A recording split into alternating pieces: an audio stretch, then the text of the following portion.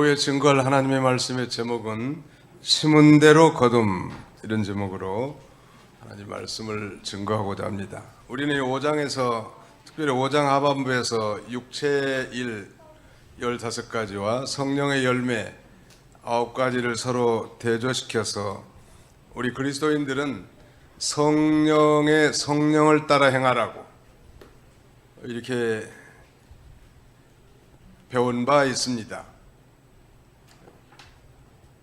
예수 믿고 구원받은 성도들에게는 성령님이 내주에 계시는데 동시에 믿고 구원받았다 할지라도 부패적인 성품, 부패성 혹은 죄성이 우리 안에 있는데요. 그러나 우리 그리스도인들은 이제 선택할 수 있는 축복이 주어져 있습니다. 내 죄성을 따라 살 것인가 아니면 성령의 인도를 따라 살 것인가. 선택은 자유지만 그 선택의 결과는 그야말로 천양지차이란 말.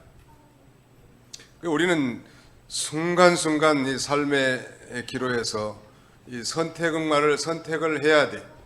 술집에 가야 될 것인가, 교회를 가야 될 것인가, 선택해야 된다는 말. 주의를 지켜야 될 것인가, 오락을 행해야 될 것인가. 자기 선택은 자유지만 그 선택의 결과는 또한 자기가 그 책임을 질 수밖에 없단 말. 그래서 성령을 따라 행하는 그런 선택을 하라는 것. 언제나 성령은 진리의 영이기 때문에 우리를 모든 진리 가운데로 인도하십니다. 하나님의 말씀에 맞는 걸 선택하라는 거. 언제든지 한번 따라합시다. 성령을 따라 행하십시오. 네, 성령에 친숙하고 늘 성령을 따라 행하고, 우리 집사님도 기도하셨지만 성령을 다른 말로 이 보혜사, 특별히 우리가 받은 성령은 보혜사 성령인데, 이 보혜사란 말은 돕기 위해서 부르심을 받은 자 아이고, 영어 성경에는 helper라고도 표현되어 있습니다. 물론 대문자죠. helper, 돕는 자, comforter, 위로자. 우리를 도와주고 진정으로 이루실 분이 성령님이에요. 그러므로 성령을 따라 행해야 합니다. 오늘 이제 갈라디아 마지막 장은 결론 부분인데요. 이제 이 두 가지의 특별히 그 실제적 행동 지침을 우리에게 가르쳐 주고 있습니다. 1절로 5절까지는 그리스도의 법을 완성하라. 완성보다는 성취하라, 이게 좋을 것 같아요. 그리스도의 법을 성취할 것. 그 다음에 6절로 10절까지는 심은 대로 거둠, 6절로 10절. 마지막 11절로 18절까지는 십자가의 길을 걸어감, 이런 제목으로, 이런 대지로 구성되어 있습니다. 그리스도의 법을 완성하라. 내용이 아주 방대하기 때문에 우리 아이들에게는 아주 중요한 대지 하나를 골라서 우리 선생님들이 연구를 많이 해가지고 가르치면 좋을 것 같아요. 오늘 제목이 심은 대로 거둠. 한번 따라합시다. 심은 대로 거둠. 예. 콩 심은 데 콩 나고 팥 심은 데는 뭐가 나요? 팥이 난다. 콩 심었는데 뭐 팥 나고 팥 심었는데 콩 나는 게 아니에요. 심은 대로 거두는 거예요. 뿐만 아니라 많이 심으면 많이 거두고 적게 심으면 적게 거두는 게 성경의 원리란 말.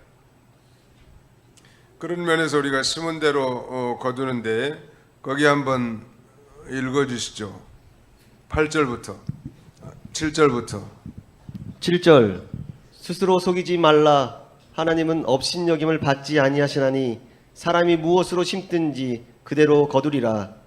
자기의 육체를 위하여 심는 자는 육체로부터 썩어질 것을 거두고 성령을 위하여 심는 자는 성령으로부터 영생을 거두리라. 예, 심는 대로 거둔다고 했는데 육체를 위해서 심는 자, 또 성령을 위해서 심는 자, 이 두 가지가 대조되어 있는데 육체를 위해서 심는다는 건 말하자면 자기 욕심대로 행하는 거예요. 육신과 세상을 위해서 일하는 사람.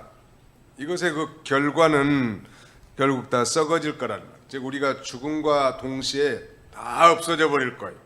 지혜로운 성도라면 우리 죽은 이후에도 영원히 남아있을 일에 이바지하는 자라고 할 수 있겠습니다. 내가 죽음과 함께 다 없어져 버릴 것들, 그런 일을 위해서 심고 노력하고 애쓰지 말라는 거예요. 아니, 죽은 다음에도 영원히 있을 것을 위해서 심는 것인데, 그게 바로 성령을 위하여 심는 거예요. 이건 성령은 진리의 영이라고 했으니까 하나님의 말씀대로 순종하는 거. 한번 따라서 육체를 위하여 심는 자는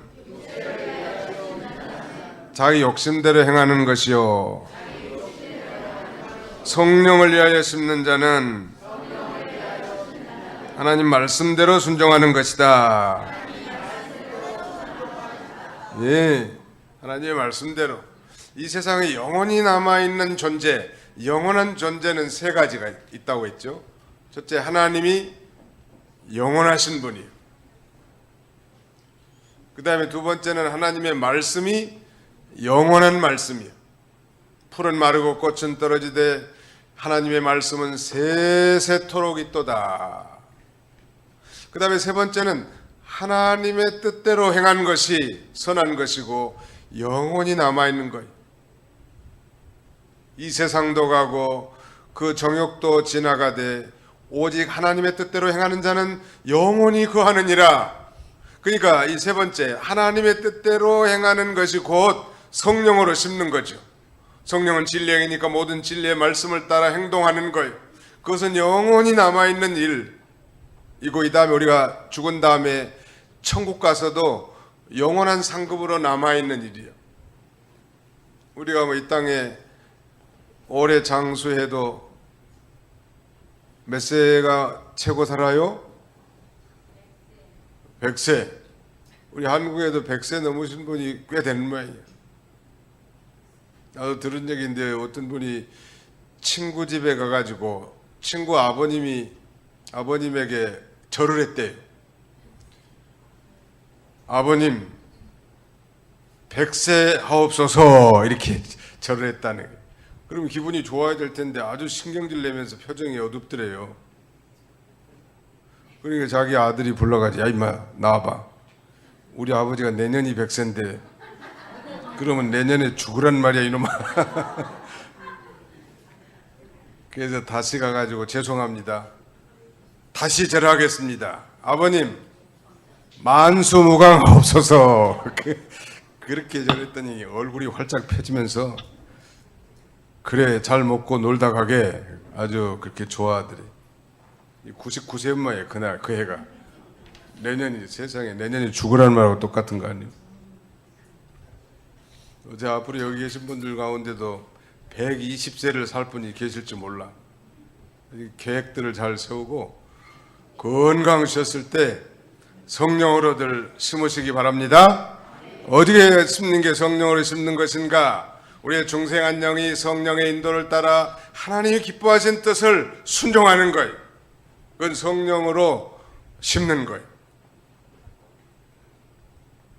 특별히 여기 본문에서는 여러 가지 교훈을 많이 하고 있는데, 1절 우리 다 같이 한번 읽어봅시다. 1절 시작. 형제들아, 사람이 만일 무슨 범죄한 일이 드러나거든 신령한 너희는 온유한 심령으로 그러한 자를 바로잡고 너 자신을 살펴보아 너도 시험을 받을까 두려워하라.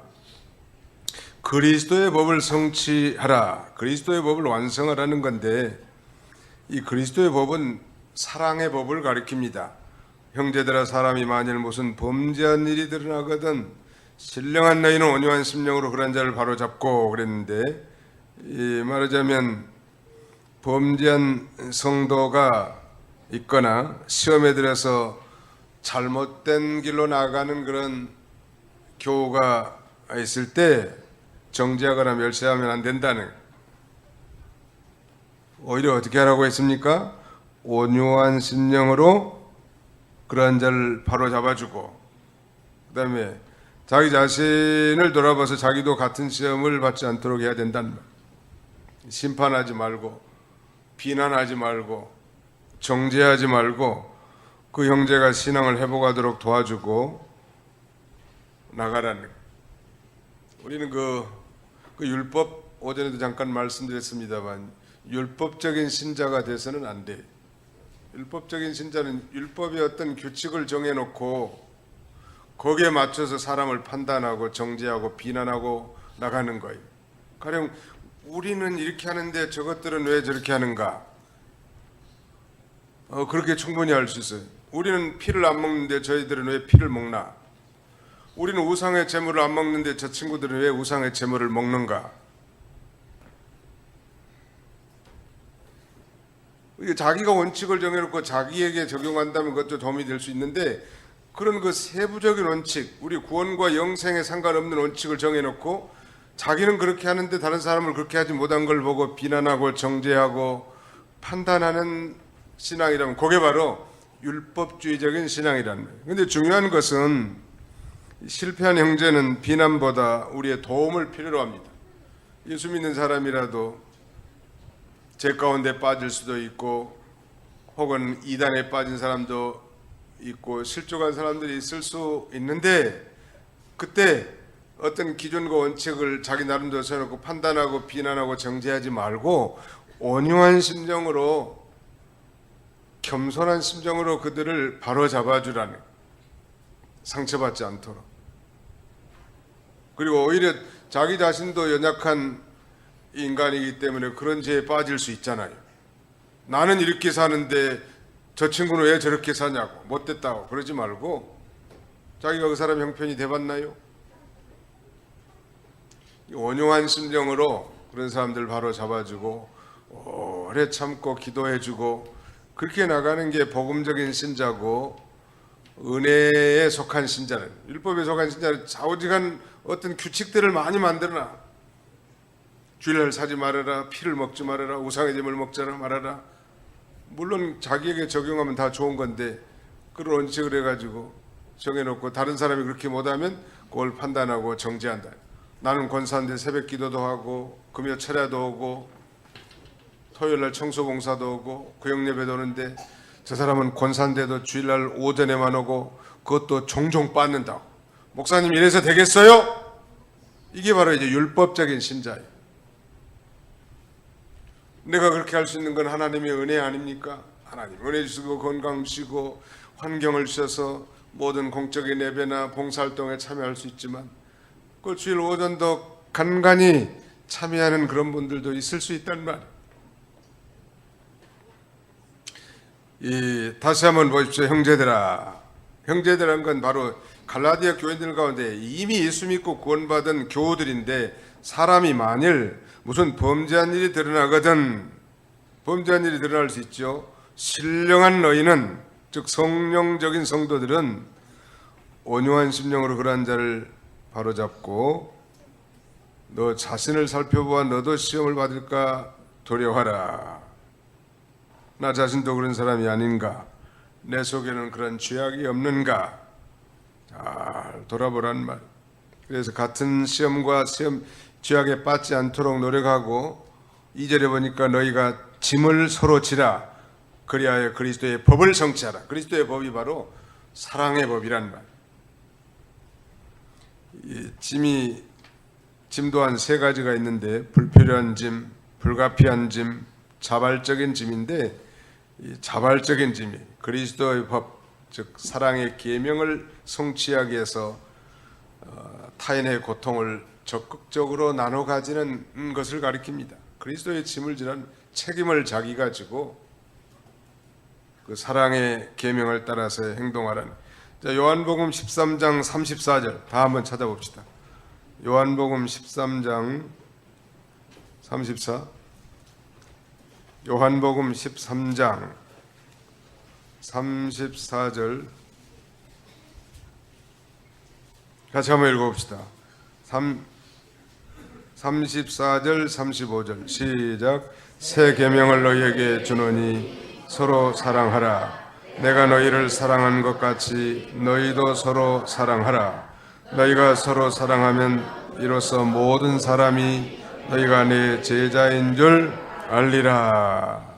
새 계명은 바로 서로 사랑하라는.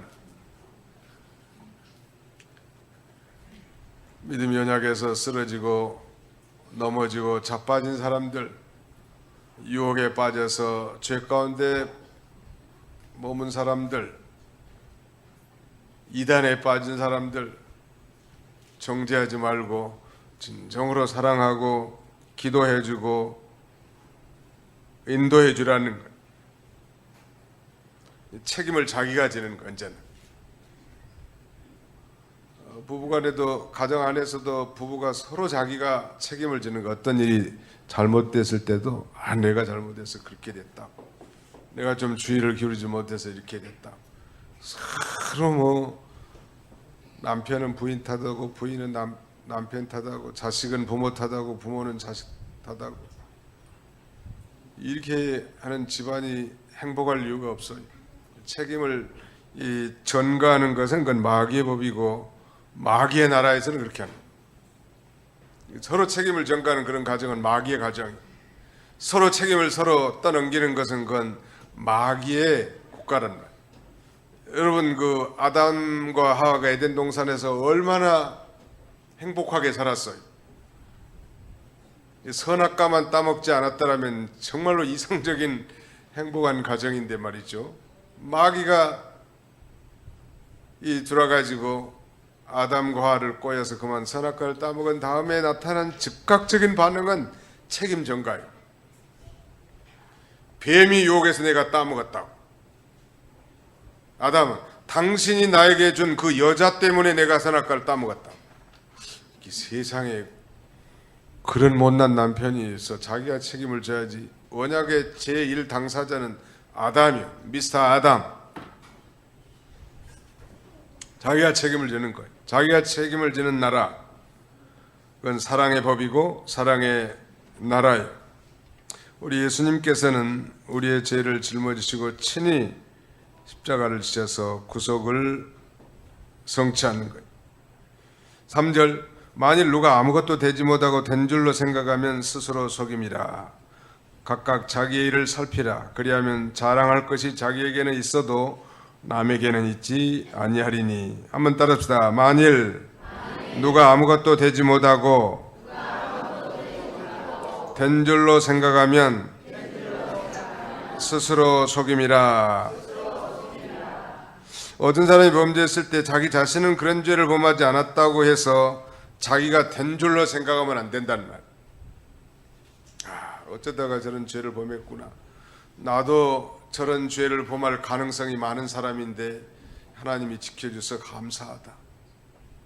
어떻게 저런 죄를 이기고 거룩한 길을 걸어가게 하여 주옵소서. 이렇게 돼야지.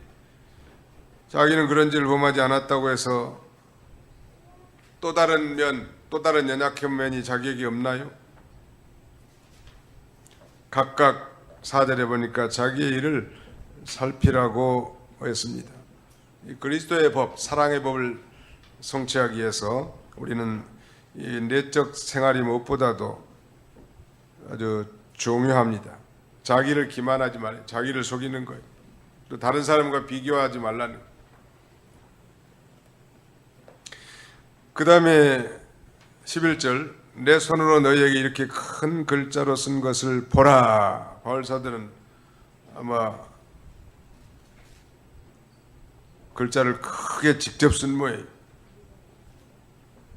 글자를 크게 쓴다고 한 자기가 직접 썼다는 건 이 편지의 진정성을 나타낸 것과 동시에 바울이 눈병이 심각했다고 했으니까 아마 이렇게 큰 글자로 쓴 모양이에요. 그러면서 다시 한번 할례주의자들의 무용성, 할례의 무익성과 무용성을 강조하면서 우리는 믿음으로만 의롭게 되고 예수 그리스도를 믿음으로만 구원받은 존재인 걸 알고 그 거짓 율법 유대 교사들을 배척하라는 것. 그리고 믿음의 즉 이신득의 믿음에 굳게 서도록 권면합니다. 12절, 무릇 육체의 모양을 내려하는 자들이 억지로 너희에게 할례를 받게 함은 그들이 그리스도의 십자가로 말미암아 박해를 면하려 함뿐이라. 할례를 받은 그들이라도 스스로 율법은 지키지 아니하고 너희에게 할례를 받게 하는 것은 그들이 너희의 육체로 자랑하려 함이라. 나는 모태신앙인이고 나는 난 지 몇 년 만에 세례를 받았고 유아 세례를 받았고 이런 게 중요한 게 아니라는 거. 그리스도 안에서는 할례나 무할례나 소용이 없대. 사랑으로서 역사하는 믿음뿐이니라 그랬고요. 또 저 뒤 한번 가보세요. 15절 할례나 무할례가 아무것도 아니로되 오직 새로 지으심을 받는 것만이 중요하니라. 새로 지으심을 받는 것이 도대체 뭔가? 이건 예수 그리스도를 믿음으로 성령으로 거듭나 새 사람이 된 자를 가리킵니다. 할례를 받았다 할례를 안 받았다 이게 중요한 게 아니고 예수 믿고 거듭나서 새 사람이 된 거 이게 중요하다는 거예요. 어떤 교회 전통을 따라 행하는 그런 예전 그것도 뭐 어느 정도 중요성은 있겠지만 정말로 핵심적인 요소는 예수 믿고 구원받아서 거듭나고 새 사람이 되는 게 중요한 거고 또 이미 새 사람이 된 사람이라면 날마다 말씀과 성령으로 말미암아 우리의 새 생명 중생한 영이 점점점 자라나가는 것이 중요하지 않겠습니까? 그 다음에 그 밑에 한번 보세요.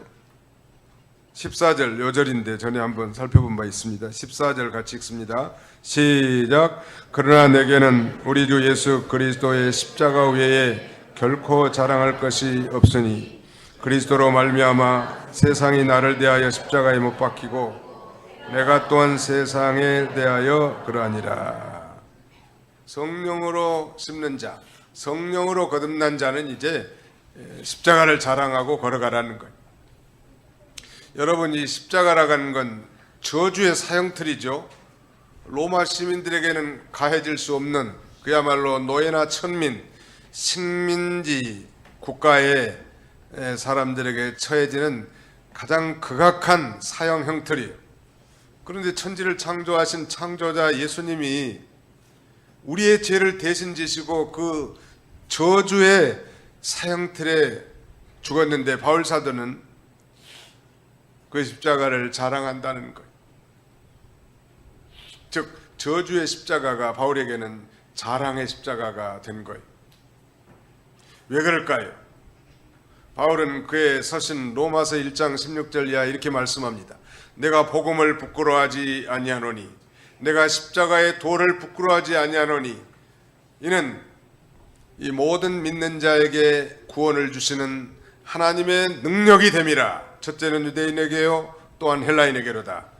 그이가 바로 이 십자가라고 하는 게 저주의 형틀이지만 저주의 형틀에 달려 죽은 예수 그리스도를 내가 믿음으로 말미암아 누구든지 나뿐만 아니라 누구든지 죄에서 구원받고 죄의 결과로 말미암은 영원한 사망에서 해방되는 능력은 십자가밖에 없기 때문에 바울 사도는 십자가만 자랑한다는. 따라서 합시다. 십자가만 자랑합시다. 십자가를 그래서 자랑하는 거예요. 바울은 십자가를 부끄러워하지 않는다는 거예요. 왜?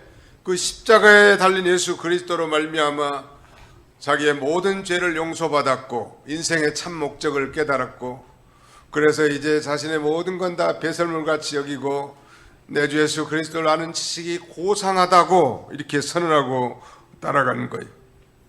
17절 이후로는 누구든지 나를 괴롭게 하지 말라.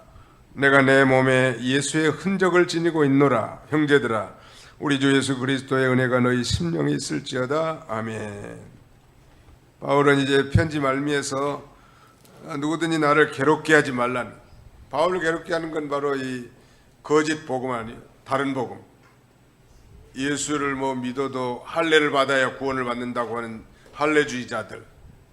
예수를 믿어도 율법을 지켜야 의롭게 된다고 하는 율법주의자들.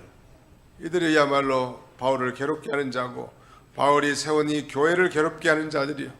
그러면서 이렇게 말합니다. 내가 내 몸에 예수의 흔적을 지니고 있노라. 따라서 합시다. 내가 내 몸에 예수의 흔적을 지니고 있노라. 흔적이라는 말의 헬라 말은 스티그마타라고 합니다. 스티그마타. 단수로 하면 스티그마가 되겠는데 종이 주인에게 애속되었음을 증명하는 낙인을 가리켜요. 옛날에 그 노예를 사가지고 이 노예가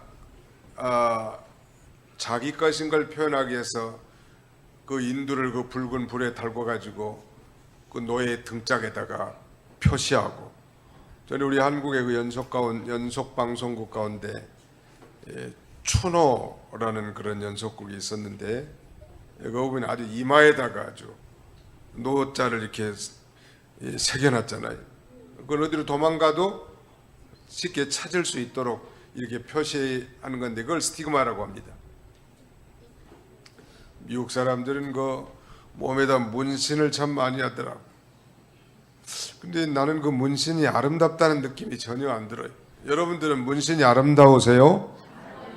우리 상당히 도봉교회 교인들은 건전한 것 같아요. 미국 사람들은 아예 뭐 가게가 있어. 우리 네일샵 같이 그거 해주는 가게가 있더라고, 합법적으로. 근데 여기 이제 한국에도 건너와가지고 상당히 많은 사람들이 문신하는데, 문신도 뭐 조그만하게 귀엽게 한 게 아니고 온 몸을 용이 감고 있는 거라든지 말이죠. 아유, 징그러 죽겠더만 뭐가 그렇게 좋아서 그렇게 하는지 참.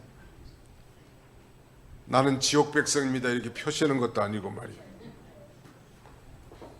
바울은 내 몸에 흔적이 있다는 거예요. 예수의 흔적이 있다고 했는데, 바울이 예수 그리스도를 증거하다가 당한 핍박의 표시. 여러분 혹시 전도하다가 뭐 개에 물려가지고 흉터가 있습니까? 예수의 흔적. 아니면 여러분 예수를 믿다가 정말 눈을 하나 잃었다든지, 그 예수의 흔적이. 바울 사도는 얼마나 두들겨 많이 맞아요. 40에 가만 매를 3대나 막 태창으로도 맞고, 얼마나 온 몸에 아주 복음을 증거하다가 핍박을 당한 그런 흔적들이 가득 있었단 말. 그게 바로 예수님의 흔적. 나는 도봉교에서 열심히 부엌에서 일하다가 손에 아주 지문이 다 사라졌다고. 그런 분도 있을 수 있겠죠. 어떤 분은 그 예배당 짓다가 옥상에 이제 활이 올리고 어쩌고 저쩌고 하다가 한 3층 높이에서 떨어졌대요.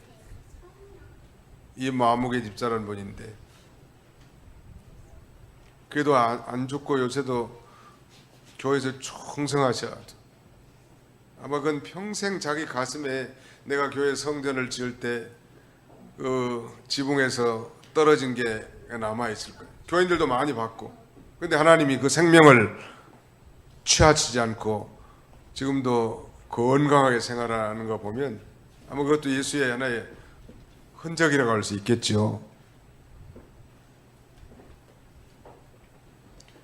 우즈베키스탄 갔더니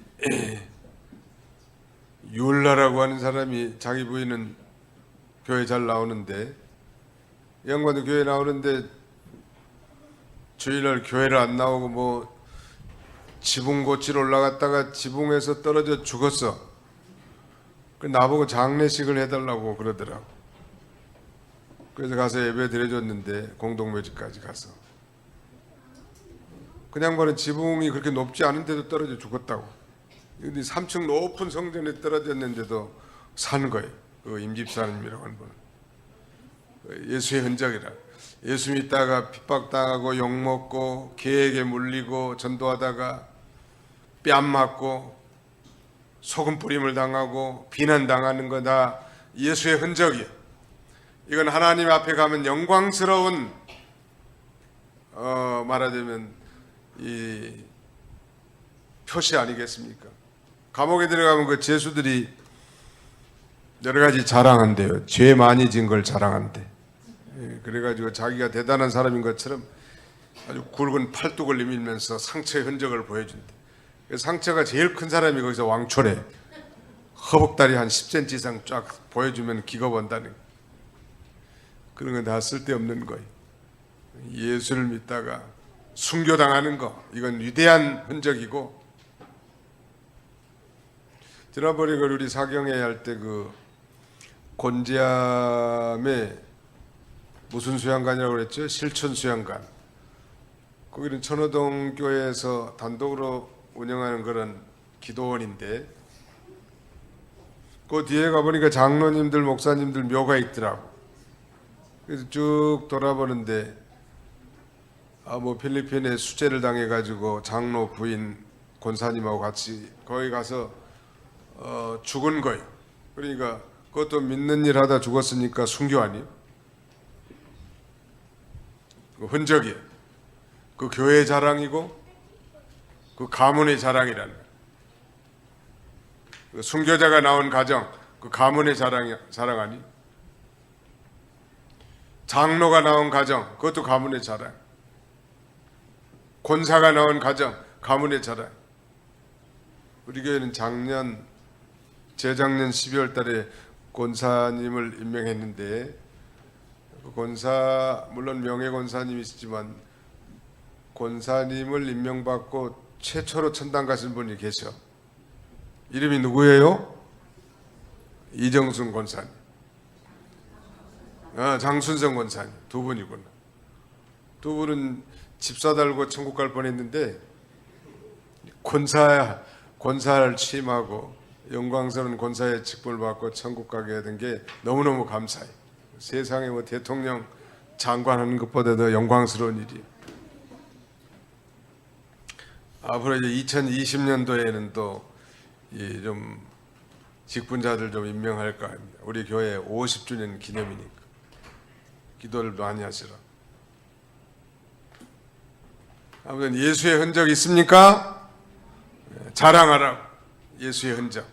바울 사도는 아주 당당하게 내 몸에 예수의 흔적을 지니고 있다고 이렇게 말하고 마지막으로 갈라디아 교인들 향해서 형제들아 우리 주 예수 그리스도의 은혜가 너희 심령에 있을지어다. 하나님 은혜가 충만하도록 이렇게 기도했습니다. 오늘 증거한 말씀에서 특별히 기억할 것은 심은 대로 거둔다는 것. 육체를 위해서 심는 자는 육체에 썩어질 걸 거두고 성령을 위해서 심는 자는 성령으로 말미암아 영원히 남아있을 일을 거두는 것. 이런 지혜로운 이 추수꾼들이 다 되시기를 주님의 이름으로 축원합니다. 기도합시다. 거룩하신 하나님 아버지 감사합니다.